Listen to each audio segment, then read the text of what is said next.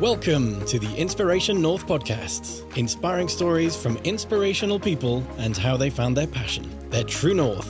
I'm James Eves. And I'm Michelle Minikin, and this is the Inspiration North podcast.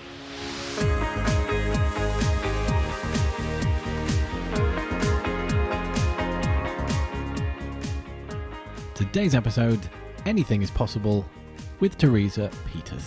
We talk about setting up a business post-recession, redundancy, and having twins, what disc profiling is and how it can be used for coaching, and some tips for running a business with your spouse. Teresa is a double business owner who wishes to share an honest personal account of running a business with 3 children, the obstacles she has overcome to get to where she is today, and has some great advice about how to run a successful business with your husband and business partner. She started Relish Publications with her husband Duncan 10 years ago from their living room in Morpeth. They've grown an award-winning national business, having showcased hundreds of highly acclaimed chefs and their recipes in over 30 beautiful hardbacked recipe books, having recently launched Relish Northeastern Yorkshire. Teresa is also a disc communication style profiler and an accredited performance and executive coach. She recently set up a second business, Accelerator Coaching, where she facilitates women, chefs and teams to be the best they can be and maximise potential. So, Teresa, I'm sat here with this beautiful hardback recipe book from Relish Publications. Could you tell us a bit more about it? Hello there. Yes, I can. So we recently launched Relish Northeastern Yorkshire at Rockcliffe Hall a couple of weeks ago. And our business, Duncan is my husband and I'm Teresa. And we founded Relish Publications in 2009. So we're celebrating 10 years in the business this year. Ooh. And Relish Northeastern Yorkshire is our 30th publication. So we've published across the country. The idea of the book is it features the best loved restaurants and chefs in the region. We speak to and meet all the highly acclaimed chefs or chefs that have been recommended by other chefs. And we invite them to be part of this publication, and they provide a bit of an intro, a starters, a main and a dessert, and it makes for an excellent restaurant guide. And of course people can be a pro in the kitchen as well. And it's not any particular kind of cuisine, is it? It's just, I suppose, anyone who's acclaimed. 10 years ago, we kind of referred to it as fine dining, but the whole dining scene has changed and evolved. And I suppose we've had to change our business and adapt to the landscape as you do with any business. So, the chefs we work with are just so inspiring. And I think that's why we love what we do. They work late, obviously, work long hours, and they have to run a front of house, the finances, and still manage to plate a beautiful dish for their customers. They're just so passionate. They're the most kind of, well, I don't mean not everybody else is passionate, but they certainly find chefs one of the most passionate people to work with. Because we talk to a lot of guests, don't we, when we talk about finding a passion, and that sometimes it comes to people later in life, and it can take many years, whereas often a chef, not always. Is that something that they've gone straight into, or is it they've been an accountant and all of a sudden decided, gosh, actually I love cooking and I guess should be doing this? I haven't really been asked that before, but in the 10 years with the hundreds of chefs that we've worked with and met, because we've had 30 book launches as well, where we get a lovely opportunity to chat to everyone that's featured in the books. They, on the whole, I'd say most of them started off in it. They, from 16 or 18 and just found a love for it. That's where it's so lovely to invite them to be part of a book. Obviously, we've got Michelin-starred restaurants and very good, chefs that are brilliant at putting themselves out there in the public eye. Whereas our books give them an opportunity to shine, but it also gives excellent cooks that are perhaps a little bit more reserved to shine as well and be featured in a book. So that's it. And the launch at Rockcliffe Hall a couple of weeks ago, it went really well. And Michael Wignall came up from the Angel of Hetton. He's a 2 Michelin-starred chef. And he was interviewed in front of everybody, and Richard Allen at Rockcliffe Hall. And all the chefs came and celebrated together to celebrate the book. And I suppose that's what's really nice about coming here to talk to you today, because it's really timely, because we're doing a book in the Midlands next, and we're usually travelling around the UK. It's exciting. Yeah. No, James hasn't been to Rockcliffe Hall. Keep hearing about it. Yeah, you'll have it's to my pop favourite down. place. Love it. Yeah. Oh, yeah. Have you been to the spa and things? Yeah. So that's I mean, shall I share a bit more about how Relish that would be started? Or So it's 10 years. So we're looking at 2009. So it's not very long after the crash, is it? Which is, some might say, isn't that a risky thing to do, Teresa? Set up a new business. It was. So what kind of led you to that point? Gosh, well, apart from the sort of few years before then, the immediate things were we just had twins. Our son Fraser was 6, and the twins Jensen and Anya just been born. I went back to work at the Chronicle and Journal, and Duncan was he took voluntary redundancy. So on the back of that, he'd always talked about starting doing a book with the model that Relish has. So he started working on a book in Yorkshire, and I was coming home at night after work, and we just tried to work together on it. And then we took the plunge, and I left my job, and we literally worked in the living room with baby twins crawling around, and we kind of went from there. So it was quite tough at the start, but we were excited as well. And I think sometimes redundancy gives people an opportunity, and at the time it's hard. I'm not going to pretend it was all roses. It was really tough at the time, and we just got married, so we just had an extension, so we had all these things to pay for, and we just went for this business, and we called it Relish Publications. And the first year or so, we didn't really make anything financially. We didn't have internet where we lived in Northumberland. Wow. So we literally, and I think we'd come from corporate. I both worked in sort of Trinity Mirror, and I worked at Express newspapers before that in London. And we had been so used to pop into the IT department for someone to help you with the laptop, and just all those silly things. And so we discovered Dropbox after about a year. So we'd been like manually sending sort of one picture at a time on email, and oh gosh, all these things. And then we just took it from there. And so I'd say the third book in, sort of a year and a half into the business, that was one of our happiest times. We're still happy, but that's something we look back on fondly, because things really started to take off, and we could see a business in it. And we drove around Scotland during the summer holidays, and we were potty training the twins. And I just remember seeing a really well-known chef for a meeting, and I just spied out the corner of my eye, and I could see Duncan like trying to find a toilet for the twins, running past the restaurant.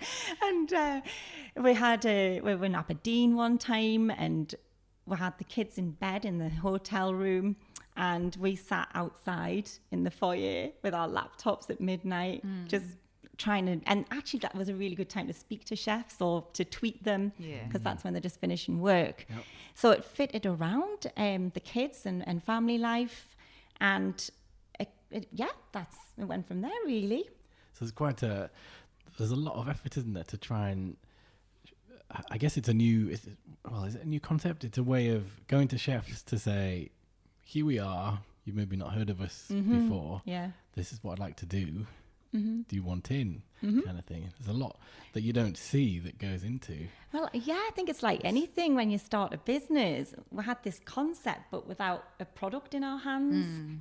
So, we went around Yorkshire. Well, Duncan did the first sort of 6 months initially, and we just had to talk about a concept. But once we had a product, and it was a beautiful product, it helped us and it steered us on the journey. But then you have all the next stages of websites, and how big should we make it? And we actually launched a website with all recipes on it, and a map to find all the restaurants. We invested an awful lot, and then to manage that and maintain it was another thing altogether. We grew quite quickly as well. So at year 4, we had a bit of a blind spot where we'd been working together, and we needed to either take it to the next level and employ more people, or stay as it was, or go and get a job. And we literally were at that point, and we'd lost heart a bit. And I think it was working in our living room with 3 kids and just trying to juggle everything. It was a kind of a turning point, a pivotal moment. And I'm a great believer, especially now with my coaching, that it's important to talk to other people and mentors and consultants and really open up about these things, and don't just keep it to yourself, because I think every business has these issues, whether they want to admit it or not. So we approached somebody, and they just gave us a little bit of hope, and it just put a spring back in our steps. And then we grew, took on more people full time, got an office, did that, and we kind of churned out 4 or 5 books a year, won a couple of bespoke contracts where we did bespoke books with some well-known chefs, and it was fantastic. And then we got to a point where we'd grown a bit too quickly, and we needed to kind of rein it in, and all our eggs were in one basket. Yeah, over and above that, we had 7 funerals with immediate family. And I'll not go into it, but it certainly changes your perspective. And that's what got me hooked into coaching. And I went to the coaching academy and started to travel up and down to London and study with them, and started to coach on the side, as it were, over and above Relish, and still loved Relish, but we needed another kind of source of, just another avenue to explore, and it was really good for personal growth. And then I ended up getting a job, and it was to work full-time in another publishing house in the Northeast. And I talked long and hard with Duncan about this. It was quite a big decision, but our eggs were all in one basket. And there were times in our lives where we were working to pay everybody else. We had mouths, kids to feed, and we just had to review things. And I think I just needed to find a bit more about myself as well, and especially with the coaching. So I took on this challenge of managing a sales team and working elsewhere. And that was great, really good while it lasted for those couple of years. And I think it just gave me that passion to just come back into the business. And I also did a disc profile, which I can explain. Many people might wonder what a disc profile is, but I did one on my husband and one on myself.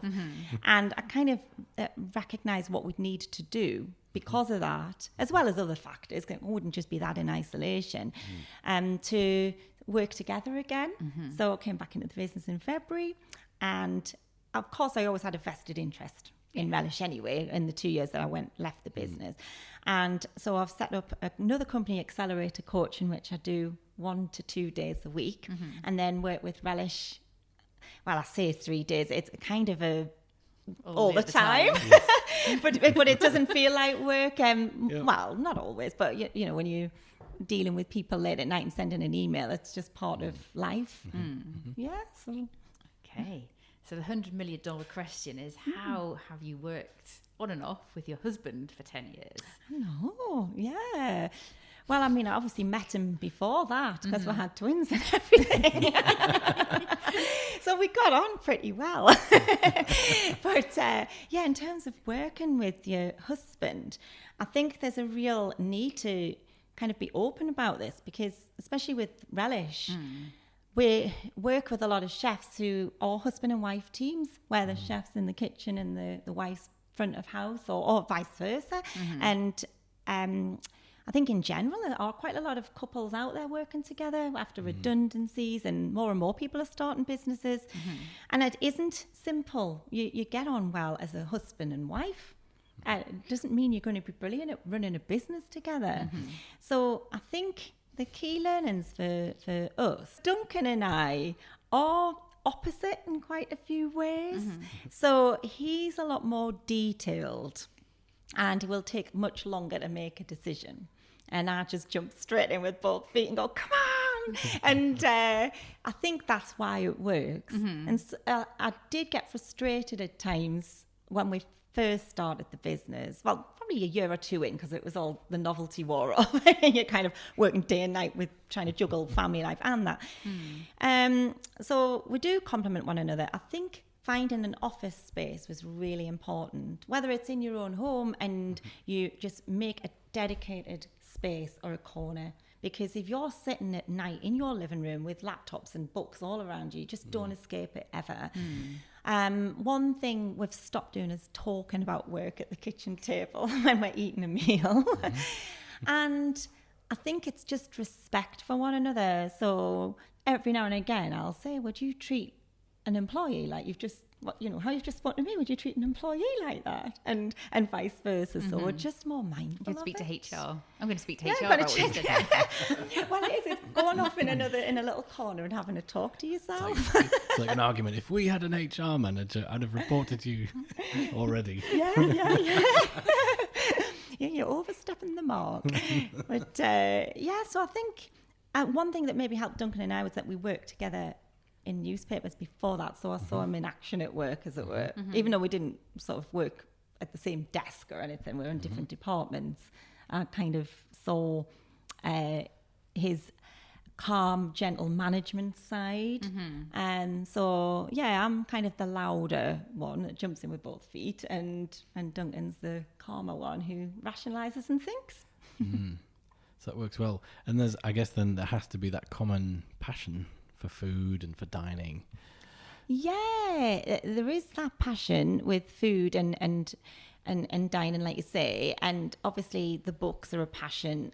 I think for us, as well as it's working with the chefs themselves, but for us, we have to sell the concept, so we have to work together and speak to chefs and sell the idea of them being in the book, because there's so many products out there, and obviously with the landscape there's a lot of digital ways of promoting yourselves, and there's only so much budget in a pot, so why come to Relish? Why us? So we do step back from time to time, and that's what we're doing right now, and we're looking at a really interesting avenue to try in September. We're going to launch a national book and just have a new offering and look at the digital side, and I'll not go into too much because it hasn't happened yet, but we just want to offer more services, and that could include the coaching element, which I'm doing at the moment with many people, a couple of chefs, but mainly a varied audience. So that might be something we could add to the mix over and above a Relish VIP card and things like that. Oh, it's exciting. Yeah, it is. But again, I think with any business, you go through peaks and troughs, and we've got to a point where we can only publish so many books with the same model, and they're beautiful, but there is only so much budget out there. Yeah. And books are selling well. In fact, did you know recipe books and children's cookbooks and children's books are the main things that are kept publishing going? And the rest have kind of been in decline generally, because people will read it on a Kindle. Oh, yeah, we're a nightmare. We love an audiobook. Yeah. I actually audition books by listening to them on Audible first, Yeah. and if I really like them, I'll buy the actual book. Yeah. It's like a souvenir of the really good. I don't actually read it. It's Yeah, really weird. Oh, now. I've listened to Michelle Obama. We were Yeah. talking about her earlier. I listened to her rather than yeah. I love it. Her voice as well. Oh, yeah, that's it. You've got to have a good voice if you're She'll be on doing an the audio podcast book. one day. So if you are listening, Michelle or Barack, Yeah. Well, we've got links, so there's a kind of that degrees of separation. So we have a previous guest is in the same publishing house as her. Wow. I know. You never know. So yes, Michelle is our ultimate podcast. That would be guest. pretty cool. I know, I know. If she could follow me, that would be awesome. But we know who's coming after her as well. We've got the plan is to have who we're having afterwards. James, Michelle, then Barack. Dave. Oh, right, sorry, no. Yes, we want to keep. We don't want to get all celebrity. It's got to remain. Yeah, from the north. Yeah. The reason She's of from the doing north. this is Yeah. sort of flying the flag in the northeast. It means 1 week we can have Michelle Obama on. The next week we can have Dave from Northumberland who makes his own honey kind of thing. Yeah. Which totally does exist. That. He does exist. We know of We've got Dave a friend that of a makes friend. honey. Yeah, another podcast. I think I've heard Someone of, else to I track think down. I've heard of him, yeah. Well, we could get Michelle to read the Relish book. Can you imagine reading recipes out? Yes. How mind-blowing would that be, listening to a recipe book on audio? No, that's it. I didn't know that. That's interesting. Because it's difficult, isn't it, nowadays? Because people consume the written word different ways, don't they? Yeah, but cookbooks, there is this kind of affinity with having a copy in your hands while you're cooking in the kitchen, and like what you just said there, you can search for recipes online, but I guess the Relish books serve as a restaurant guide as well, and it's just interesting to sort of support the local community as well. When there's chefs in there from the northeast, why not buy a book and support your local restaurant? And they're in a book, and it's beautiful, and you can ask the chefs for tips, when they've put a recipe in the book, and somebody wants a bit of advice about how to cook that recipe, because they're not simple. They're kind of more for starters, main dessert, as if you're eating in a restaurant. So you can ask the chef, and that's what else we can offer. So no, that's great. It's great to be like, James, open it up and say, cook me that one. Are you cooking for me tonight after I've come off this? Why not? Looking forward to it. To the kitchen, James.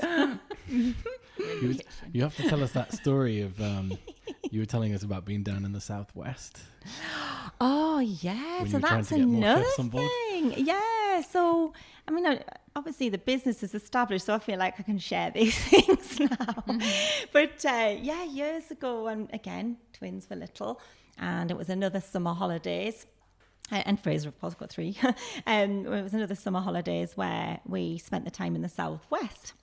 We could have probably afforded to stay in a hotel or something, but it was work related, and I think the kids were fine in a tent. So we and over 6 weeks it soon adds up. So we travelled around and we camped. And Duncan would emerge from the tent in his suit at 7 a.m. or pop to the showers in the campsite and then go off to work. And then I'd be on my laptop outside at sort of 7 a.m. while the kids were still asleep. And well, there was one time when a really, really well-known chef, like world famous, was on Skype, and I just pretended that the internet wasn't very good, so I couldn't put the camera on. Here I am in a Devonshire campsite. And I'm sure he wouldn't have minded actually, but because that's one thing I do love about chefs, they're real, and you can have a laugh, and as long as we're working hard and being genuine and putting a really good product out there, I don't think they mind how we get there. We're just being honest. But it was lovely. I remember at the end of that particular week at the campsite, this couple were opposite and we were packing to go away, and they said, "What is it you do? We've been watching you all week." Like it's a strange man in a pinstripe suit in a campsite. And they said, we told them that, after redundancy and what have you, we set up this business. And he had just been made redundant, and he was really down in the dumps, and he had a little tear in his eye, and they both said, "Gosh, we're inspired." That's one of the most inspiring things we've seen. There's hope, and so that means a lot. But no, it's lovely. It's lovely. I've done that as well, though. I've been camping and had to go to see a client, so I've taken my dress and my heels with us, got ready, and left the child with my mum and gone to see a client. It's real life. It is. And I think it's more acceptable than ever now. People are working from home and working from the kitchen, or it's just the norm. And if you want to go for a run, working at your prime time, I know I'm great at working in the morning with the admin, and early afternoon I just kind of get really tired, and so I'll try and fit in a run, or that's when I have my meetings, and then I kind of have another energy burst at about 7:30, 8, where I do a bit of work before a program at 9 o'clock. I just love kind of watching people. Just love people. There's nothing more fun than sitting outside in the sun, just watching the world go by. Isn't it? It's just like, fab. She doesn't like him. Yeah. Or I'm not not sure about those two. Or yes, but you never know. It's We really... might have it wrong. Yes, but it's that kind of using your imagination as well. It's quite fun. So we used to do that a lot when we were little. We grew up. Dad was in the army, so we grew up all over the place, and because we quite often couldn't understand what people were saying when we were living abroad, but you could, body language is, Gosh, that's interesting. Yeah. So I guess if you can't understand, your child. Yeah. It's just fascinating. So it just make you who you are. Yeah.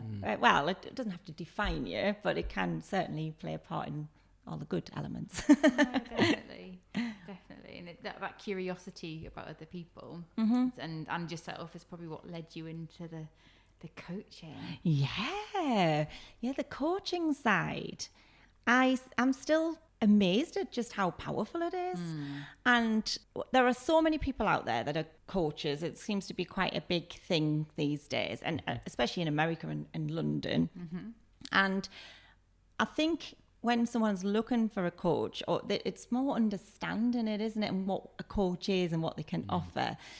So I'm nowhere near in terms of, qualifications with psychology and what have you, like yourself, Michelle. I haven't got that, but I'm accredited and done a lot of studying and hours and hours of coaching, and I had to do practical exams and what have you, and they're all recognised. So, and I think that's important to have an accreditation when you're a coach. But some people call themselves coaches when they're actually a mentor. What I'm offering, and I just can't believe how powerful it is. It's basically, like we say, if you were to look at what a coach is, they tend to look ahead and look at the now and how you can grow and improve and work on what's right with someone, just like a sports coach would help someone that's playing tennis and wants to be a really brilliant tennis player. And I suppose that's how coaching evolved from the 80s when we had sports coaches, and whereas a mentor would maybe advise someone and a consultant more so would tell someone what to do.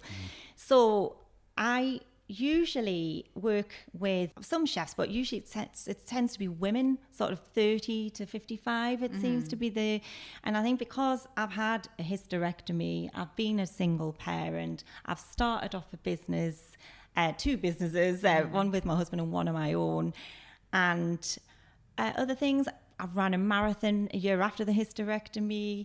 I'm quite driven. My mum had schizophrenia and passed away last year. I've had I've probably missed a few things out, but I think it just makes for being a more empathetic person. Mother to 3 children. Yeah, twins. And that was I had the twins either side of midnight, so they've got different birthdays as well. So that's quite well interesting. done. That was really good. That was magic. That wasn't me. So, so there's all these things that just make you who you are. We all have life experiences. But I think when I'm coaching, that's kind of really key. So, and if you ask questions, and I'll go away and really work hard at research and to decide which coaching tools to use and which questions to ask that will really work.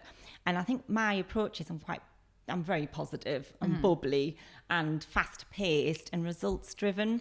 So if someone wants a coach like that, great. If they want somebody more holistic, great. And so I tend to really support them, and then it kind of does sometimes turn into a mentorship 6-7 months down the line, and we review the contract or our working broad contract, and then I can say, well, if you were looking to start a business, I can give you some tips, and so that's another avenue. And then the disc profiling just seems to be a winner in terms of people. I've had people ask for vouchers for Christmas for it. Because I think in large organisations, they do invest in profiling and what have you. But individuals running a business, sole traders or partners, they don't really have that option unless they know it's there. And so I try to explain what DISC is, and when someone hears what it is, they think, oh, wow, I'd love that. Well, would you want to tell all our listeners? Because clearly we know psychologists. I make it really... And James is bored daily about psychometric testing, so... Well, yes, and actually be sort of sharing this with you because you're obviously an expert with using your psychometric but not disc. Well, and this is the thing. I think so. Disc. I'll make it really quick and sweet and interesting, hopefully. So we're all a blend of 4 communication styles, and we have a more dominant style usually. So there's no right or wrong, and our styles can change according to the environment we're in. So what I love about DISC is it takes 7 minutes to complete. So if you're a busy person, great. It gives you a 17-page report, and it gives you 3 graphs. One is your natural style, one is under pressure, and one is in your environment at work. So that's what's really interesting about it. So shall I explain what DISC means? Go on then. Okay. So D stands for dominant or direct. There's various words we can use, but they're the key ones there. I is sort of an influential, inspiring, outgoing kind of personality. And S style is steady, secure, tends to be very relational and a people's people. And a C style is kind of compliant, conscientious, controlled. So if I give you an example, say you're at a lift and you're waiting to get on a lift and you've got someone pressing the button over and over again, you can assume they might be more of a D style personality because they like to control things and they'll think it'll happen quicker if they press that button. And when the lift opens and everyone gets in, an I style, well, can't wait for the doors to shut because they've got a captive audience and they can have a lovely little chat with everyone, which is me. And then S style is probably more likely to get off the lift and let somebody in. And a C style will have worked out the maximum capacity and when the lift was last serviced. That's a bit of a sweeping statement, but and so this report, there's no right or wrong, like we say, but it just really, it's very work related. It's kind of a useful tool at work, and it's just useful for, like I said, Duncan and I have used it. So I'm an IDS style and Duncan's a CI style. So now with this report, I still even refer to my report to look at how I should communicate with or could communicate with Duncan. And if something's not quite kind of, I think, I maybe got that wrong, I'll go and refer to my 17-page report and just look at the notes. And it sounds, and it really does help. Yeah. So does that explain it? No, that's great. It's great. I'm doing a conference in September with a friend called Jo Darby, and she talks. So she's a public speaking coach. Yeah. So she talks. It's not the DISC one, but the Insights Discovery one. So it's very similar. Yeah. So it's the red, green. Yeah. Blue, yes, it is. It's a yellow. similar thing. Yes, different colours. She was says that I have to bring more of the red or the dominant into my voice because I'm just like cheery, happy, friendly. Yeah. And it's like, but you have to make sure that when you're talking serious, or Jane tells me this as well, you have to actually portray the seriousness. Well, I get that, and even now talking to you, how I may come across to some people just when I giggle or I'm quite outgoing and cheery, I might not be taken seriously by the high seas out there because they like detail and facts. Well, you can't please everyone. No. And there's loads of research actually about because as a bubbly, friendly woman who's very good at making friends. Yeah.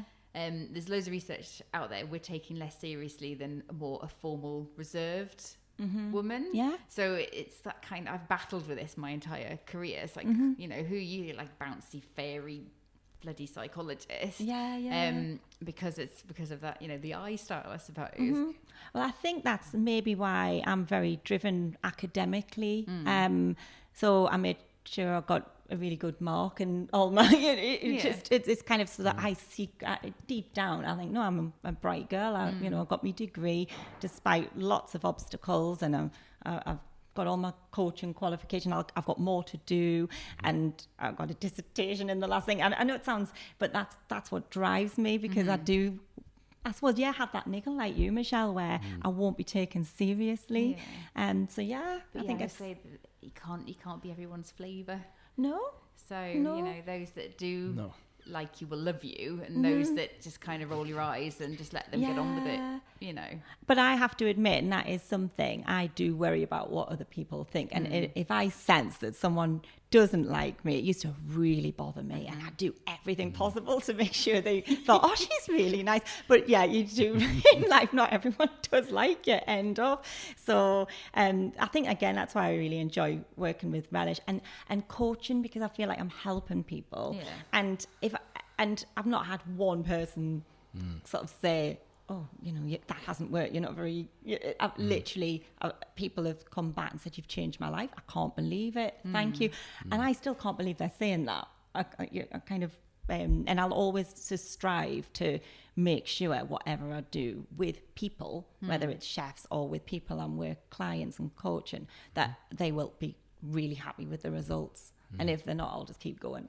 Yeah. No, it is. It's interesting. It's that kind of... And it's not as big over here, but it is getting there. But Tiger Woods wouldn't turn around and go, oh, I don't need a coach, I know everything. Yeah. You know, it's if you want to have performance in work, business, life, career, love, potentially, how can you do that on your own? Well, I don't get it. I have to say this is a bit of a northeast thing as well, if you don't mind me saying. I think I was brought up in a council estate, and a wonderful family. I know my mum had schizophrenia and what have you, and my dad's been a big influence in my life. And I've been fortunate that I've had those stable, sort of that stability around me. But I still had this feeling that, even, how would I describe it? That going down, even going to university, I didn't think I could, even though I had the capability, but I thought, well, people like me don't get to go to places like that. And I had 4 jobs and I went there. Then I moved to London, and even that was kind of, gosh, I'm in London. And I worked there for 6 years, and I went for interviews, and I wasn't phased or anything. Yeah. But in terms of sort of bettering yourself, it's kind of, I don't know, this northeast thing, coaching's much more acceptable in London. One of my friends who I go up and down and meet many coaches actually in London, and it's the norm. People just talk about it, and they talk about therapy and but I do find in the northeast it's still a little bit of a taboo subject, or in the north, even Scotland, and that's fine. But so I think it's just how we come across and label it, because I think we all need a bit of direction. And I have a coach, and even 5 years ago I wouldn't have looked at it. I used to think, I'm fine, I don't need. And now I thrive on it. I look forward to it, and so is that somebody to keep you accountable as well? Someone to keep me accountable, and because my style, I'll get overexcited, jump straight in, do everything, juggle, and then think, right, what am I doing? I need to rein this back in. And actually, one really useful thing, because it's not just in the coaching world, but there's a lovely club. I mean, I know you have your, which I want to come along to as well. You have your meetings every, is that the first Thursday of every month, apart from 2nd of August, which apart is from a the Friday. 2nd of August, which is a Friday, because we're drinking. Oh, yeah. So we don't want to do drinking on a Thursday night. No. This is it. I never drink. Babysitter. I'll get my son down if you like.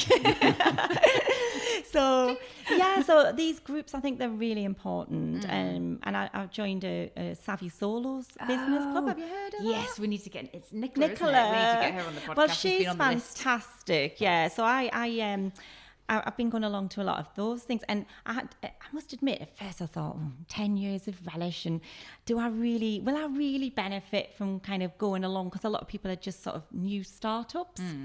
I'm saying just, but it's a massive deal. But obviously, we've already had a business for a while. But I thought for my coaching business, which I've officially started 4 years, well, I started 4 years ago, but I officially launched the website and things like that in the past couple of months. And I thought I'll go along, and I've just got so much from it. And actually, I've done quite a few disc profiles with a lot of solopreneurs who are just wanting to look at their personality style and how they communicate, and it just helps them identify and have a bit of self-belief or self-awareness. And that enables them to go in the right direction or find appropriate talent to complement their skill set. Yep. It's so important. So I do work, obviously, a lot of recruitment type stuff, and it's all about, you know your strengths and weaknesses. I'm a weird psychologist. I don't believe in the term development areas, because you don't necessarily have to develop your weaknesses. You just find somebody that complements them. Oh, yes. That's why Mitigate them. Duncan complements mine. And then Nicola and the Savvies help the other bits. Yeah. So, it's that kind of, it's just handy and useful, isn't it? Yeah, definitely. And I think it's really important to always find someone better than you at certain things. So I don't sort of give a list in case I miss anyone out. But yeah, there are people that I will always open up to. And I'm not worried about sounding silly. And I will ask. And there are simple things like, when we were talking earlier about how to take a picture with your phone, and there's the sort of different techniques, and they're just simple things that you pick up by being honest. And we're working, the digital landscape's changing all the time, and you can't run a business without being able to take a decent picture to put on social media and video and what you're doing, podcasts, and we need to do more, and you can't just hide away in your house or in your office and not talk to anyone and pretend you know how to do it all. We've got to learn and be open. So it is. It's fascinating, the stuff you pick up as well. Yeah. So we do all of our podcast stuff ourselves and everything. And amazing. We learned how to do that, but it is. Well, yeah, you're getting Michelle on next. Michelle Obama. She's following me. How fab's that? Where's she living nowadays? I don't know. I don't know. Did they move back to Chicago? I'm not sure. Possibly. Oh, we could get some chefs. There's some great chefs. Oh, yeah. Yes. Bring your cakes. Well, with almond flour, because I'm all awkward and don't eat wheat, but yes. Well, that's not awkward. That's something, actually, I've spoken to quite a lot of chefs about, and maybe that is a book that we certainly need to do for people with intolerances, and it is a massive area now, and there isn't an evening where a chef isn't affected by one of people's dietary requirements. But it's not awkward. It's I think. Yeah, I could go off on another tangent there, but it's just life. It is. It's funny. I remember sitting in a restaurant, and I just was like, I don't eat wheat. She doesn't eat dairy. This one doesn't eat sugar. Sorry. Yeah. How are we going to eat? Here's some ice cubes. But don't apologise. It's you shouldn't need to apologise for it. At the end of the day, especially the chefs in the Relish books, they're so talented. They'll be able to work it out. So it's just part of life. Creme brulee is my go-to because I know I can eat that. Oh, Bob. So yes, it's great. We've dipped a little bit back into childhood, but we've been quite very much in the present, talking about Relish, talking about coaching.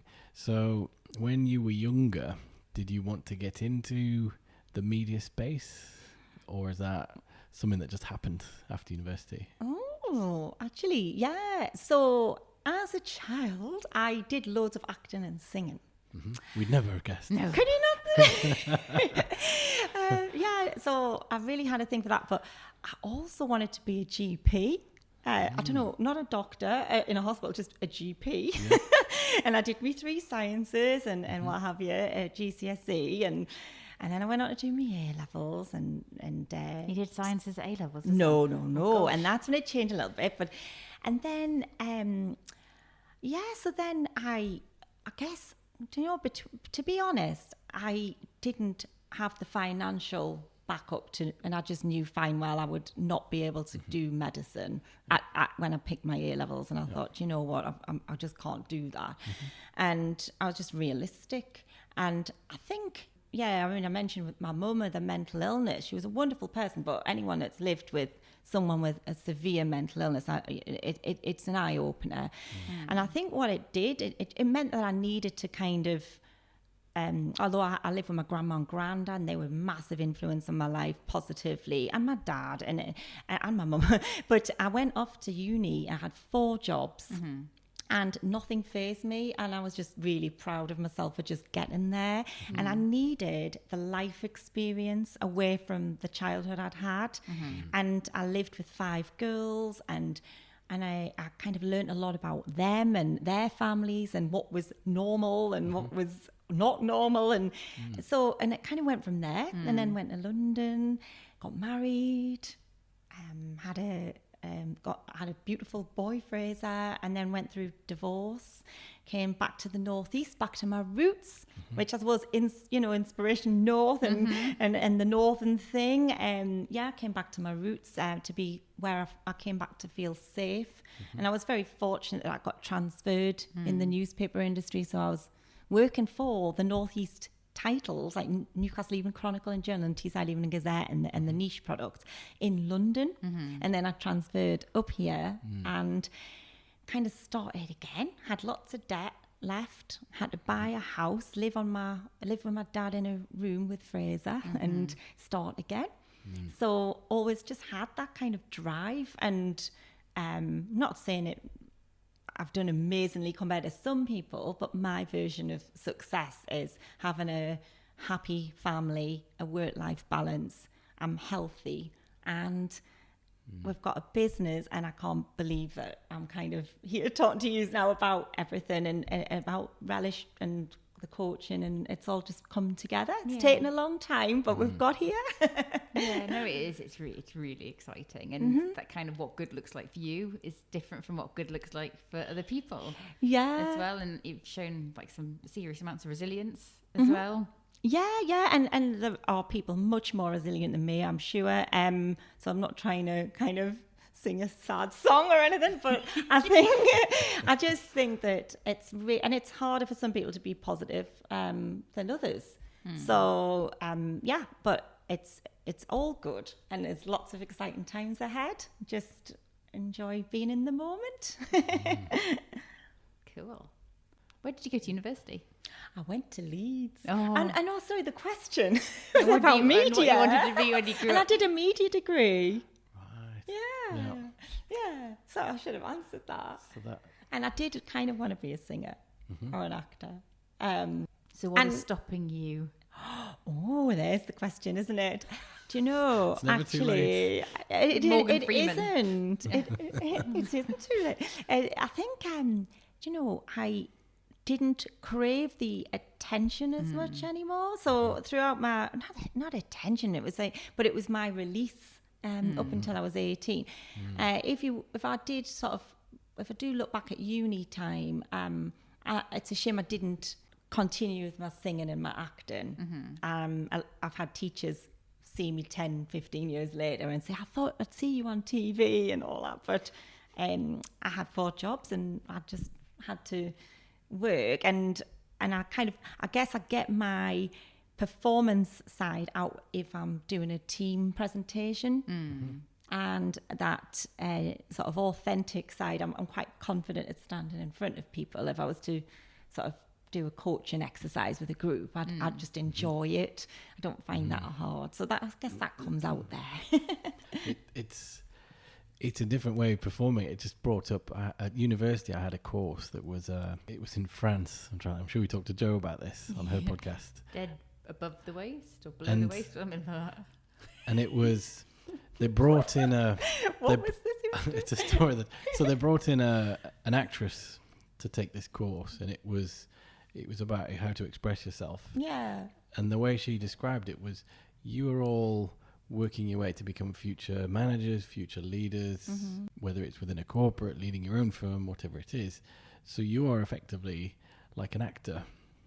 You're stood on a stage, potentially, a podium. You have a captive audience, and you have to deliver a message in a crisp, clear, concise way that perhaps inspires someone that takes them towards a vision. So we learned these techniques, and what Michelle was referring to is we all filmed each other. We gave not that kind of film. These were safe for work. I'm already picturing this. So we did it was a 2-minute talk. Tell us about what your plans are for the weekend, and then we'd objectively watch these, analyze what we looked like, what was the message we gave, how did it come across, and then what was the body language like. And my my feedback was, James, you smile, you've got this like lovely way of inspiring others and making things really energetic, and you sweep the room, but from the neck down It's like dead. Oh. Pretty much. It's like you're not moving, you stood still, one arm's holding the other. Oh. So we had to work on that. So it's something I've worked at for probably 20 years now, in that it's more use of hand gestures and walking around on the stage, and that all adds to the performance. Yeah. So tying it back to, I'm doing an Eddie Izzard, bringing it back to the point of being a performer. You can still perform on stage, inspire others, have the captive audience, and get others to think, oh, I've just watched a great performance of someone delivering a new coaching tool, or a speech of how we should all find our passion, whatever it is. And that's where you get the same buzz as if I was on stage singing opera or a Backstreet Boys song, or that's whatever I totally get it's the that. same sort of feedback or buzz from that. Yeah, it's similar. And I think the other thing is you're being yourself rather than acting as somebody else. So I think that's kind of key as well, if you're comfortable with yourself. Yes, I hounded James for months and months and months to watch The Greatest Showman, and there's a line in there, and one of the girls asks Philip Carlyle, what is your act? Oh, I don't have an act. And she goes, everyone has an act. Yeah. Oh, it's good. Have you watched it? Yeah. You have to watch it again. But it's like everyone. I'll have to watch that bit. Yeah. It's the mask that you portray to the outside world. Yeah. That's filter. A whole other thing. Because I think I'm really genuine, and I am. But it is interesting because my kids will say, gosh, Mum, you never stop smiling. And I said, seriously, I'm in a really bad mood. And they're going, well, you always smile no matter what. And my youngest son, he even said, I did a disc profile on the kids, the twins, because there's one for 8 to 12-year-olds. Oh, cool. Yeah. And he loved it. Well, both of them did, but he was really chuffed with kind of what it said, because it gave him a bit of... And he just, he said to me, I can't read you, Mum. He said, because you're just always smiling. And I thought, gosh, does that mean I'm fake? Because I'm actually not that happy today. No. So I don't know what that is. But anyway, it's quite a nice thing. We're going back to musicals, but Annie, you're never fully dressed without a smile. Yes. Well, there you go. Yeah. So that's my act. You never know. So if we could take you back to the younger Teresa. Yeah. Before you'd gone to university, before you'd realised you weren't going to be a GP, what do you sort of think you could pass on as good information, good advice? Oh, well, I think, without sounding cliche, anything's possible, even without your self-belief, actually. I think it's having a goal. And as they say, like Brian Tracy's, there's a lovely quote in there, you can be a genius at something without a goal, or just average at something with a goal, and the person with the goal is much more likely to succeed. And so I think it's just having a vision and a picture, and it doesn't have to be specific. I know they say it should be, but when you're a kid, just having a dream of what you really would like to achieve and the feeling behind it. And I think I always had a feeling that I wanted just a happiness and a family and a career, but just basically where I am now, really. So I think it's always find someone who knows, talk to people as well, and mentors and coaches. I think now they weren't around as much when I was that age, but I think if anyone's looking at getting good advice from someone, they should really seek it out and find out the bigger world out. There's a bigger world out there. So when I was brought up kind of obviously in that upbringing, in a closed mentality, in a council estate, as it were, then you could kind of, it would be difficult to know what's out there in the big wide world. Travel, see the world. Yeah. And that helps with figuring out who you are potentially. Well, I haven't travelled a lot in terms of seeing the world. I have gone on holiday and what have you. And I think that is one thing I wish I had known. So when I was in London, I had a really good, well-paid job. And it didn't even occur to me to travel. I just didn't know that you did that. How bad is that? But it just, no one had said, oh, why didn't you pop to Paris for a weekend? Why didn't you? Just didn't know. Yeah. So I don't have any regrets because I was just happy with what I did. But I'm certainly going to be travelling in the next 10 years. And that's something to look forward to. When the kids are... Yeah, when they're settled and got their like career ahead of them, then we'll definitely go off travelling. Yeah, sounds like fun. Yes. And that, again, is a goal with my husband, business partner. Yeah. And that is very, very important, working together, is having an overall goal and knowing that you're both going to stick to it, because then it makes it all worthwhile. Oh, and what's your ultimate dream destination? Do you know, just Australia, Caribbean, all those places. Yeah. I actually would like slum it. I wouldn't do, I really would like, and I know Duncan would just grow a long beard and dreads. Get a camper van and drive around Australia. We've got it in us, seriously. So I think we just want to experience different cultures. Yeah. I'm quite interested in Buddhism and all that side as well. And and maybe one day... You can do an eat, pray, love with your husband. Yes, could do. And coaching abroad is something, I think, in retirement. Because I don't know, really now, you can't plan retirement at 60. It doesn't seem to be the norm anymore. So I figure coaching on a beach somewhere, and on beach, you're in Sunderland on your Zoom call. Yes. That's it. Yeah. Magic, isn't it? Yeah, and just turn the camera off and pretend I'm like, they can't see like I did when I was camping. I'm actually chilling. I've gone the other extreme from camping to like high-end luxury abroad. In a hammock with a cocktail. Yes. Sounds magical. Yes. Well, thank you ever so much. Thank you for talking to us. It's been lovely to get to know you a bit better. Oh, it's a pleasure. Thank you very much. So we'll obviously give everything in the show notes, but what's the best sort of platform that you spend most time on if anyone's interested in either the coaching side or in Relish? I think we're pretty accessible. So LinkedIn, Teresa Peters. Instagram is Relish_cookbook. Twitter is Relish_cookbook. Facebook as well. And then Accelerator Coaching is on Instagram and Facebook. So, and then the websites are relishpublications.co.uk and acceleratorcoaching.co.uk. So, You'll be able to track you down then. Yeah, and just we're easy. Excellent. Thank you very much. Thanks, Teresa.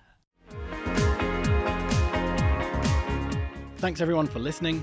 Check out all the show notes at inspirationnorth.com. Join us again for the next episode when we'll be chatting to another inspirational person. If you like this, subscribe and tell your friends. If you didn't like this, subscribe anyway and tell everybody.